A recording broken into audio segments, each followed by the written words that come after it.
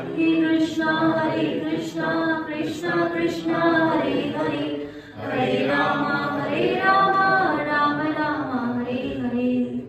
हरे कृष्णा। तो नहीं हो कि मैं राम जी के चरित्र के बारे में कुछ बोल पाऊँ, परंतु आपने मुझे कहा तो मैं अपनी वाणी की शुद्धि के लिए ये बोलना चाहूँगी। तो जैसे प्रभु जी ने बताया, रामनवमी आने वाली है और हम सब राम जी का गुणगान करेंगे। तो लोकाभिरामं रणरंगधीरं राजीवनेत्रं रघुवंशनाथं कारुण्यरूपं करुणाकरं तं श्रीरामचन्द्रं शरणं प्रपद्ये। श्री रामचंद्र भगवान की जय। तो सबसे पहले हम ये जानेंगे कि भगवान इस भौतिक जगत में क्यों आते हैं। तो जैसे कहते हैं कि जब जब होए धर्म की हानि, बाढ़े असुर अधम अभिमानी, तब तब प्रभु ले मनुष्य शरीरा। यानी कि जब जब इस भौतिक जगत में अधर्म फैलता है और असुरों का प्रकोप छाता है, अधमी लोग अभिमानी लोग आते हैं इस भौतिक जगत में, तब तब भगवान मनुष्य शरीर लेके, जैसे कृष्ण अवतार लेकर आए है ना, और राम जी आए तो उनका संहार करने के लिए आए। तो और ये तो हो गया गौण कारण, और दूसरा होता है मुख्य कारण। तो मुख्य कारण भी बताते हैं, मद भक्ता नाम विनोदर्थे करोति विविध क्रिया। यानी कि मेरे भक्तों को आनंद देने के लिए, उनको इनकी इच्छाओं की पूर्ति करने के लिए मैं विभिन्न प्रकार के लीलाएं करता हूँ, विभिन्न प्रकार के रूप धारण करके लीलाएं करता हूँ। तो इस प्रकार से भगवान दो कारणों से आते हैं, लेकिन मुख्य कारण है भक्तों को आनंद देना। तो जैसे आज हम रामचरित्र के बारे में चर्चा करेंगे। जैसे राम जी आए और राम जी वनवास को गए, वन वेश धारण करा उन्होंने, है ना, चरण पादुकाएं नहीं पहनी, कंदमूल फल खा के उन्होंने अपना जीवन व्यतीत करा।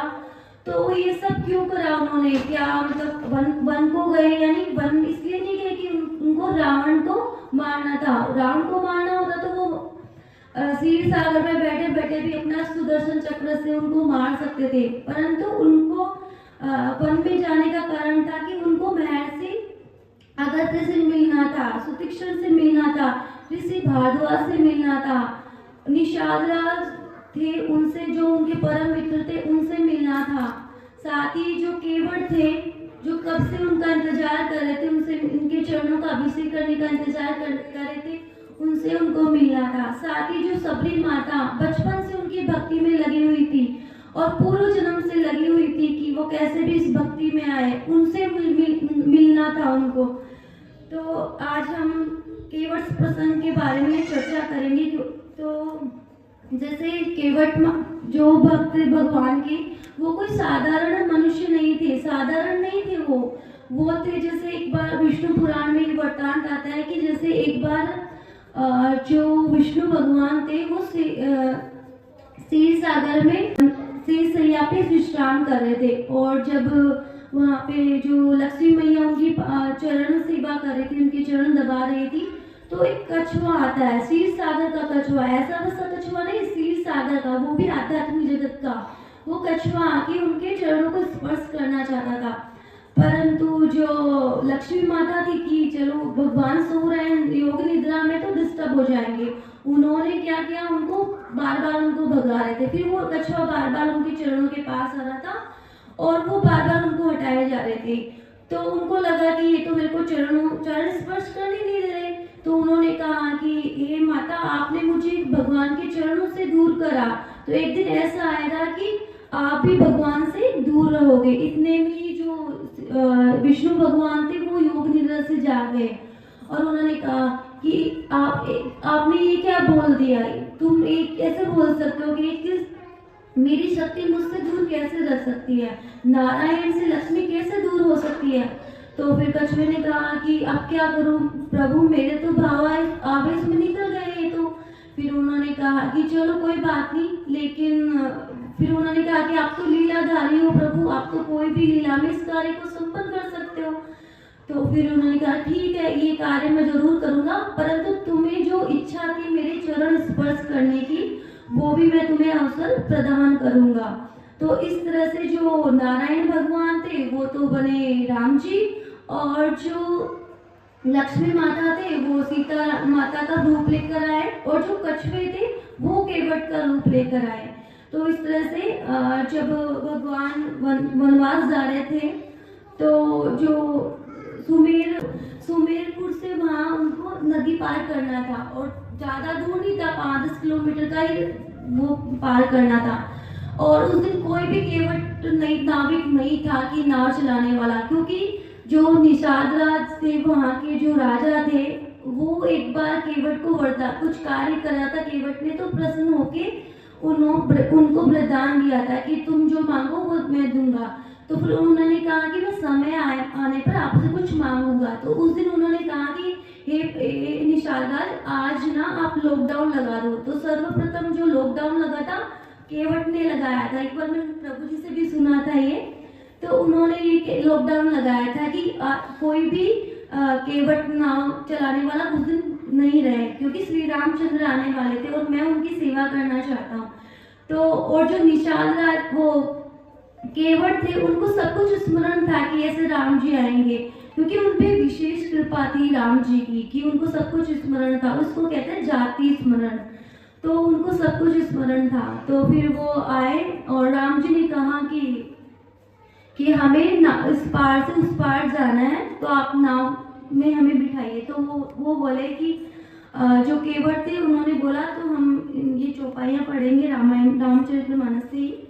मांगी नावन केवटो आना, कही तुम्हारे मरमू में जाना, चरण कमल रज कहूँ सब गाई, मानुष करनी मुरे कछुआई, चुअत सिला भई नारी सुहाई, पाहन तेन काट कठिनाई।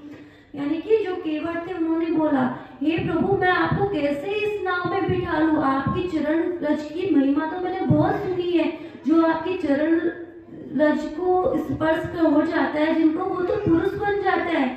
मैंने सुना है जो एक शिला, पत्थर की शिला थी, उसको आपने स्पर्श करा और वो सुंदर नारी बन गई। जो अहिल्या थी, जो भगवान के चरण शिला बनी हुई थी किसी श्राप से, तो वो चरण भगवान के चरण स्पर्श होते ही वह नारी बन गई थी। तो मेरी तो काट की है, मेरी तो लकड़ी की नाव है, तो कहीं आपकी चरण स्पर्श से ये नारी बन गई तो मेरा तो घर बर्बाद हो जाएगा। पहले से ही मेरी तो एक स्त्री है, मैं दो को कैसे संभालूंगा, मेरा घर कैसे चलेगा अगर मेरी नाव की स्त्री बन जाएगी। तो इस तरह से उन्होंने कहा। फिर राम जी ने कहा कि अच्छा तो बताओ तुम क्या करना चाहते हो। फिर उन्होंने कहा कि मैं आपके चरण पखारना चाहता हूँ, उस रज का उतारना चाहता हूँ। तो फिर बोला ठीक है। तो इस तरह से उन्होंने चरण अभिषेक करा। एक पात्र लिया, लकड़ी का ऐसे परास सा बना था, वो पात्र लिया, उन्होंने उसका उनके चरणों का, राम जी के चरणों का अभिषेक करा। अभिषेक कर उस जल को उन्होंने अपने पुत्र को, अपने बच्चों को और अपनी पत्नी को पिलाया ग्लास में, और खुद पूरा जो चरणामृत थे वो ग्रहण कर लिए। इस तरह से फिर उन्होंने राम जी को, सीता मैया और लक्ष्मण जी और निषाद राज जो थे उनके साथ नाव में सवार हुए। तो फिर मतलब आगे जा रहे थे, या तो रास्ता 5-6 किलोमीटर मतलब थोड़ा डिस्टेंस में ही था, लेकिन जो केवट थे उनको बड़ा आनंद आ रहा था राम जी का संग करके, उनको नौका विहार करवा के। तो वो यूँ घुमा घुमा के जिग-जैग करके उनको लेके जा रहे थे, बहुत वक्त लगा के। तो फिर उन्होंने कहा कि अरे लक्ष्मण जी को बहुत क्रोधित आया कि अरे ये क्या कर रहे हो, थोड़ा सा तो रास्ता है, तुम ऐसे क्यों घुमा घुमा के लेके जा रहे हो। फिर वो केवट कहते हैं उनको कि केवट मैं हूँ या आप हो। फिर राम जी मुस्कुराए, उनको जो लक्ष्मण जी थे उनको शांत किया। फिर इस तरह राम जी ने पूछा कि केवट आप ऐसे घुमा घुमा के क्यों लेके जा रहे हो। तो वो केवट बोले कि हे प्रभु आप तो इतने से ही घुमाओ में आप ये बोल रहे हो, जो जीव आत्माएं होती है, जीव है वो तो 84 लाख योनियों में घूमती रहती है, तो उनका तो कैसे क्या क्या हाल होता होगा। तो फिर राम जी मन में मुस्कुराए और फिर जाके आगे जब वो जिस पार जाना था वो आया और वहां से उतरे। तो आगे हम चौपाई पढ़ेंगे। उतरी ठाठ भय सुरसरी रेता, सिए राम गुलखन समेता, केवट उतरी दंडवत कीना, प्रभु सकूचक ए नहीं कुछ दीना। फिर चौबना से सीता मैया, राम लक्ष्मण और जो निषाद राज थे वो उतरे, और उनको उतरने के बाद जो केवट थे उन्होंने दंडवत प्रणाम करा। और जो राम जी थे मन ही मन सोच रहे थे कि अब मैं इनको क्या दूं उतराई में। जैसे हम लोग तो क्या करते हैं, पहले से ही जब ऑटो रिक्शा करना होता है ये पहले से हम फिक्स कर लेते हैं कितने रुपए लेंगे। अगर 5 रुपए भी हमारे अकॉर्डिंग ज्यादा लिए तो हम क्या करेंगे, हम दूसरा ऑटो कर लेंगे। लेकिन जो वैदिक काल था उसमें होता था कि पहले कुछ डिसाइड नहीं होता था, बाद में सवारी करने के बाद वो मतलब रेंट देना होता था। तो इस तरह से उन्होंने बोला कि मुझे तो आपसे कुछ नहीं चाहिए प्रभु, और मैं आपसे कैसे ले सकता हूँ, मैं और आप तो सेम व्यापारी है। तो इतना सुनते ही मतलब वो लक्ष्मण जी को क्रोधित आ गया। वो बोले कि एक नाई होता है, एक नाई दूसरे नाई की बाल काट देगा, वो उसके बाल काट देगा। एक डॉक्टर होगा, दूसरे डॉक्टर का इलाज कर देगा, वो डॉक्टर उसका इलाज कर देगा। एक सुनार एक को कोई अंगूठी गिफ्ट देगा तो उसको हार गिफ्ट देगा। तो ये तो अपन तो सेम व्यापारी है। तो फिर लक्ष्मण जी क्रोधित हो गए। वो बोले कि अरे अरे ये क्या कर रहे हो तुम, श्री रामचंद्र जो अवध के राजा है, अवध यानी जहाँ पे कोई वध नहीं होता, आप उस अयोध्या के राजा जहाँ पे कोई युद्ध नहीं होता, प्रजा इतनी प्रेम पूर्वक रहती है, मर्यादा में रहती है, आप ऐसे कैसे बोल सकते हो उन रामचंद्र जी के बारे में, दशरथ नंदन के बारे में। तो फिर उन्होंने कहा कि मैंने तो सही कहा है, क्योंकि मैं क्या करता हूँ, मैं यहाँ नदी पार करवाता हूँ लोगों को, और जो रामचंद्र जी है वो भवसागर पार करवाते हैं। तो मैं तो सिर्फ आपसे यही मांगूंगा कि मैं मरणोपरांत जो मुझे उस भवसागर से जरूर पार करवाना। तो इस तरह से राम जी बहुत प्रसन्न हुए। और आगे एक दो आता है, बहुत किनी प्रभु लखन सिही, नाई कुछ केवट ले, विदा किनी करुणायतन, भक्ति विमल बरुदे। यानी कि ये सब सुनकर फिर उन्होंने बहुत यत्न करा, सीता मैया ने, लखन जी ने, कि ले लो बट परंतु उन्होंने नहीं लिया। तो फिर अंत में जो श्री राम जी थे उन्होंने करुणा में जो थे उन्होंने अंत में उनको दिया, निर्मल भक्ति का वरदान दिया। विमल भक्ति विमल बरु दे, यानी विमल भक्ति का वरदान दिया। इस तरह से फिर वो आगे की यात्रा करे। हरे कृष्ण।